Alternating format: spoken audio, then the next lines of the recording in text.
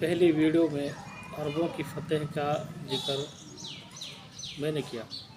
तो अरबों की फतह का जिक्र करना हमारा मकसद नहीं है, बल्कि इन हालातों में मेव या मेद की सूरत हाल से दो चार था, इसका जानना हमारी मंशा है। अरब लोग सिंध तक ही महदूद रहे और कई सौ साल सिंध में इस्लामी हुकूमत रही, मगर वो सिंध से बाहर नहीं निकले। इस समय मेव कौम पर क्या गुजरी। अरब लोगों ने बहुत जल्दी सिंध के सारे किनारों और इलाकों पर कब्जा कर लिया। इस दौरान बहुत सी जंगें हुई। इन जंगों को हम दो हिस्सों में बांट सकते हैं। अव्वल फतेह देवल से अरवर तक, और दूसरी जंग जो लोकल मकामी लोगों ने लड़ी। लोकल मकामी जो लोग थे वो मेद सरदार थे, उन्होंने अपनी लोगों के याद में जंगें अरब लोगों से लड़ी।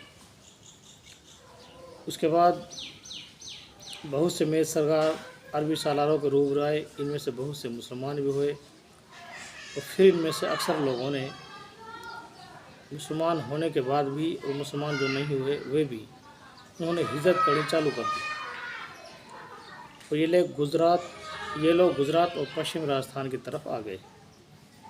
मेदों के साथ साथ जो सिंध में रहने वाले जाट थे, उन लोगों ने भी हिजरत करी, लेकिन जाट उन्हें पंजाब की तरफ, लहलपुर की तरफ चले और पंजाब में खेती करनी शुरू कर दी। मेद या मेव ने हिजरत की तथा गुजरात कच्छ से होता हुआ बड़ी मुश्किल से माउंट आबू पर पहुंचा। फिर ये लोग माउंट आबू से अरावली पर्वत के साथ साथ आबाद करते हुए मेवाड़ को आबाद करते हुए दिल्ली मेहरौली तक पहुंच गए। और ये वो वक्त है जब ये अपने बिछड़े हुए और चंद्रवंशी भाइयों से मिले।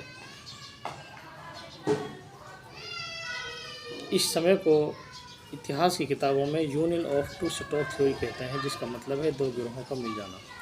एक कबीला मेद यानी 711 ईस्वी में सिंध में रहने वाले लोग, और दूसरा कबीला मेव या मेहर जो यहीं पर आबाद थे, अरब के साथ साथ जो आबाद थे। जो मेव या मेहर के नामों से इस इलाके में आबाद थे, जिनको मेवात, मेवाड़ कहते हैं, ये इतिहास का वो लम्हा है, वो पॉइंट ऑफ टाइम है जब मोहम्मद बिन कासिम की फतेह सिंध के बाद सिंध से भागकर ये लोग दूसरे गिरोहों के साथ आबाद हुए। इस तरह दो पिछले भाइयों का फिर से मिलन हुआ। तो पिछले भाई मेद और मेव या मेहर, इन दोनों का फिर से मिलन हुआ और ये एक साथ रहने लग गए।